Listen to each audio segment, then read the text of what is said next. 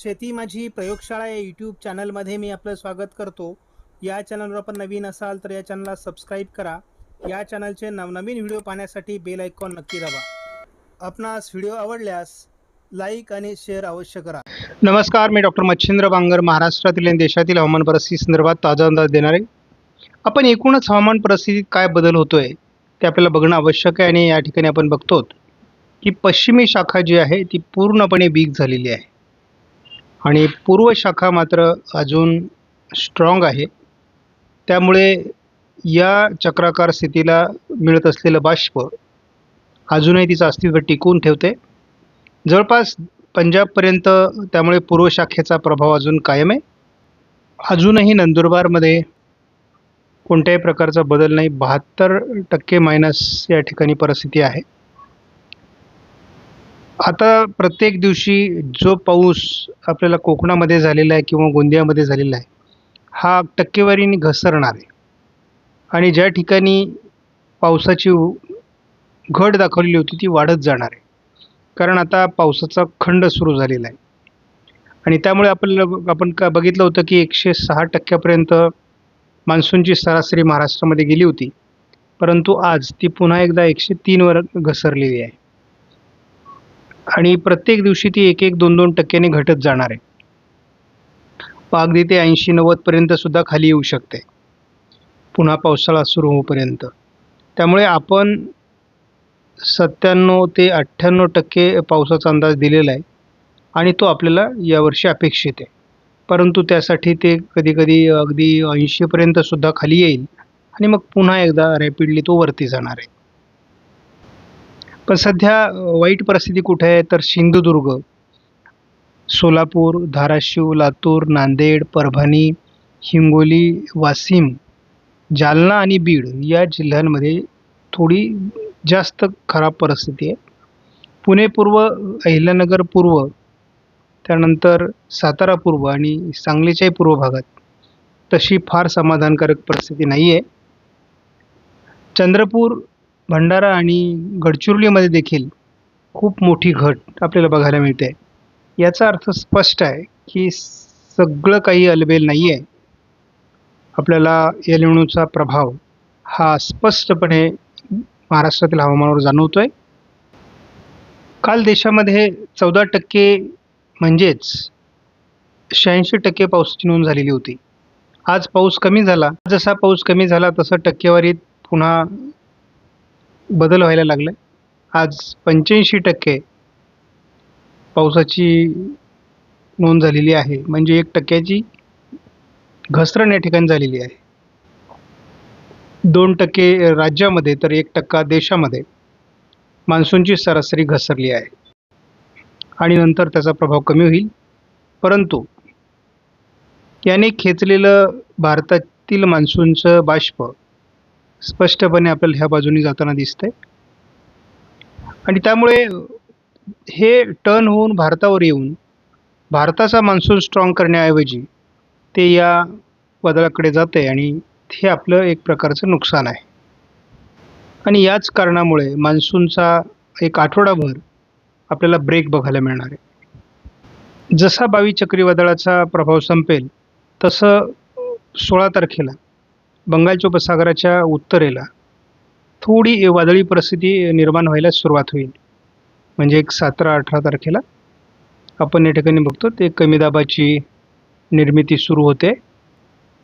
म्हणजे या वारांना पुन्हा एकदा भारतावर वळण्याची संधी मिळते.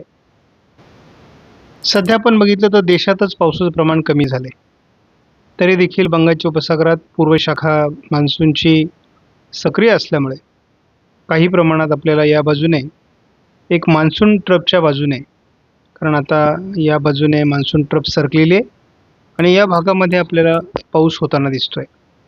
महाराष्ट्रातला पाऊस बऱ्यापैकी उघडला आहे. जेव्हा भारतामध्ये सर्वदूर मान्सून पोहोचतो तेव्हा आपल्याला 2 ठिकाणी मान्सूनच्या ट्रप सक्रिय दिसतात. सध्या मान्सूनची ट्रप या भागामध्ये सक्रिय असल्याचं आपण नुकतंच बघितलेलं आहे. परंतु ही जी भाग आहे म्हणजे ही ट्रप मात्र सध्या सक्रिय नाही आहे. आणि दोन्ही जेव्हा सक्रिय असतील तेव्हा मात्र आपल्याला पावसाची शक्यता वाढते. ECMWF मॉडेलने एक प्रिडिक्शन दिलेलं आहे.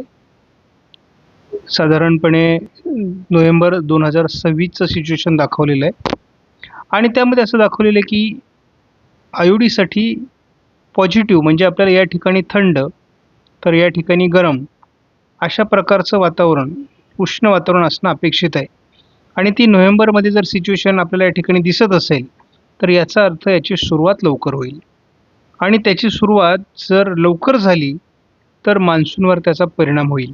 कारण नोव्हेंबर ही सिच्युएशन येण्याकरता त्याची सुरुवात खूप लवकर झालेली असेल.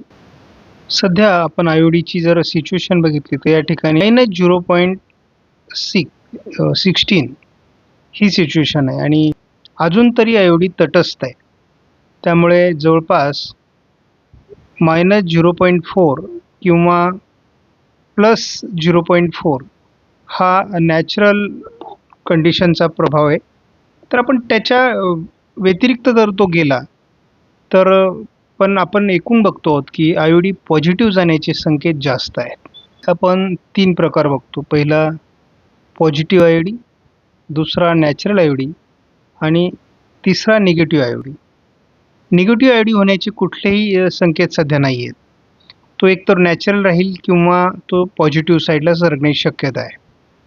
आता त्याची वैशिष्ट्ये काय आहेत ते आपण वेगळ्या एखाद्या व्हिडिओमध्ये बघू. आज थोडं विदर्भामध्ये हलकं क्षेत्र होतं, मात्र महाराष्ट्रामध्ये आज फारशी पावसाची नोंद झालेली नाही आहे. उद्या महाराष्ट्राला पाऊस पूर्णतः उघडतोय. तीच परिस्थिती 13, 14 आणि 15 तारखेला देखील असणार आहे. परंतु 16 तारखेपासून थोडा वातावरणीय बदल होईल असा अंदाज आहे आणि 17 तारखेपासून किंवा 18 तारखेपासून वातावरण पुन्हा जुळण्याची शक्यता आहे. त्याचा 19-20ला आपल्याला महाराष्ट्रात परिणाम दिसतोय, परंतु म्हणजे याचा अर्थ जवळपास 18 तारखेपर्यंत मान्सूनचा खंड आपल्याला किंवा पावसाचा खंड आपल्याला बघायला मिळेल. या ठिकाणी ECMWF मॉडेलने काय दाखवलं आहे ते आपण बघणार आहोत. 11 तारखेला विशेष वातावरण नाही. 12 तारखेला एक खंड कायम आहे. 13 तारखेला देखील भारतातील आणि महाराष्ट्रातील पावसाचा खंड कायम आहे. 14 तारखेला थोड्या हालचाली सुरू होतील, परंतु फार विशेष पाऊस होणार नाही. 15ला मात्र ECMWF मॉडेलने हलक्या फुलक्या स्थानिक वातावरणाच्या पावसाळी ॲक्टिव्हिटीज महाराष्ट्रात सुरू होण्याचे संकेत दिलेले आहेत. 16 तारखेला देखील हे संकेत कायम आहेत. त्यामुळे पुढे पावसाळी परिस्थिती कशी निर्माण होते यावर आपण काम करू. परंतु सध्या एक आपण 16, 17, 18 तारखेपर्यंत बघितलं तर किरकोळ पावसाळी वातावरण राहील. साधारण 20 तारखेनंतर आपल्याला महाराष्ट्रात पावसाचा प्रभाव बदलताना दिसेल. आपण बघतो की विदर्भ असेल किंवा कोकण असेल तर 20 तारखेनंतर हवामानात मोठे बदल होतील. महाराष्ट्रात पावसाचा खंड किती दिवस हा आपला जिव्हाळ्याचा विषय आहे आणि आपण जर या ठिकाणी बघितलं तर 12 तारखेपर्यंत कोकणात हलक्या सरींची शक्यता आहे.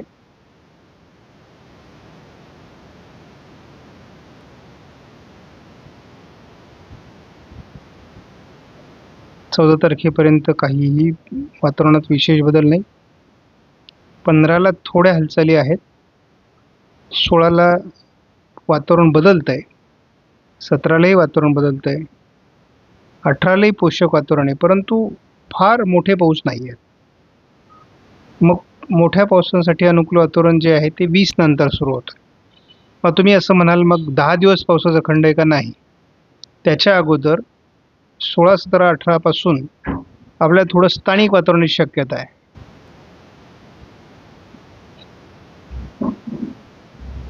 आपल्याला साधारण 16 तारखेपर्यंतही फार खास वातावरण नाही आहे, परंतु 15-16 तारखेपासून कोकणातल्या ॲक्टिव्हिटीज पावसाच्या वाढू शकतात. 17-18ला महाराष्ट्रात थोडं अंतर्गत भागात ते सरकू शकतं आणि विदर्भाकडून 18-19ला वातावरण बदलत आहे. परंतु जवळपास 20 तारखेपर्यंत आपल्याला फार समाधानकारक वातावरण नाही आहे. 21 पासून मात्र वातावरणात सकारात्मक बदल अधिक होणार आहेत. त्यामुळे आपल्याला एक 16-17 तारखेपासून 20 तारखेपर्यंत स्थानिक वातावरणाचा काही प्रभाव जाणवण्याची शक्यता आहे किरकोळ स्वरूपामध्ये. या पलीकडे हवामानात काही विशेष दम नाही. मात्र आपल्याला उत्तरार्धामध्ये म्हणजे आपण जसं म्हटलंय की जुलैचं उत्तरार्ध पावसाळी आहे, म्हणजे कमीत कमी स्थानिक वातावरणाची तरी शक्यता आहे.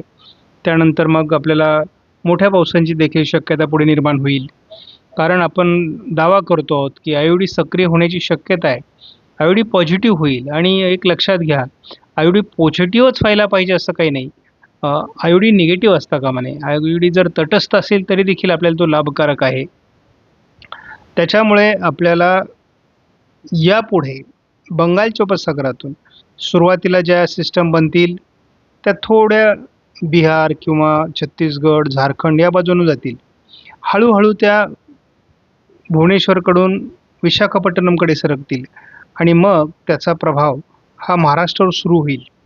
आणि गेले 5-10 वर्षापासून आपण असं बघतो की एक पॅटर्न तयार झाला आहे, जो विशाखापट्टणम भुवनेश्वरच्या दरम्यान या सिस्टम बनतात. सुरुवातीला त्या विदर्भाकडे जातात, नंतर थोडं मराठवाड्यावर आणि नंतर अगदी मध्य महाराष्ट्रापर्यंत त्या सरकतात आणि मग हे जे पाऊस अगदी उत्तर महाराष्ट्र नाशिकपर्यंत होतात आणि मग जायकवाडी धरण याच दरम्यान भरतं, असा आपला अनुभव आहे.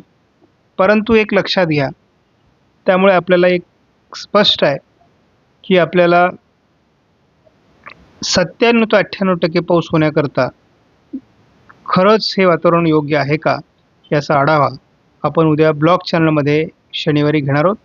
रविवारी आपण उरलेले जे 15 दिवस किंवा उरलेले जे 20 दिवस आहेत जुलैचे, त्यात काय पाऊसमान असेल त्याचा अंदाज रविवारी घेणार आहोत. आपणास व्हिडिओमधील माहिती महत्त्वपूर्ण वाटल्यास लाईक करा, शेअर करा, चॅनलला सबस्क्राईब करा. धन्यवाद. जय हिंद, जय महाराष्ट्र.